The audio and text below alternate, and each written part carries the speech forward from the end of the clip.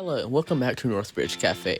I'm your host, Unstoppable Optimus, and in this video I'll be showing you guys how to properly create a bootable USB for your Windows machine. This is useful for installing Windows on your newly built machine or repairing your current install of Windows. This process is simple, so let's get started. The first thing you want to do is grab a USB drive. This will need to be at least 8 GB in storage. You will also need a computer that already has Windows installed and that has an active internet connection. So first you want to open your web browser and go to the Microsoft website where you can download the media creation tool. The link to this will be in the description down below. Once you get here, click on the blue Download Tool Now button.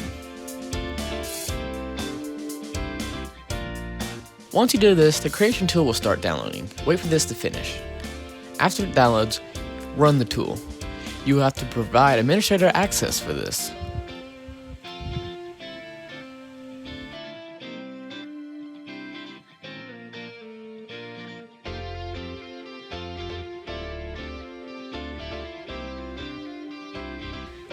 Accept the terms and services. On the next screen, choose your preferred language, then I recommend using 64-bit. On this screen, you're presented with two options. If you're planning to use this as a boot drive, choose the USB flash drive option. For other reasons, you may need to use the ISO file option. For the USB option, you should now be presented with a screen to choose what USB you want to install on. Now, a quick warning, anything on this USB will be erased. Proceed at your own risk.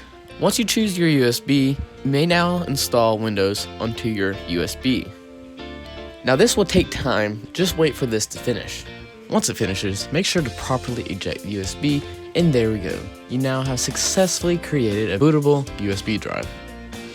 If this video helps you, feel free to subscribe to the channel, and also check out our Discord where we provide direct support for any issue.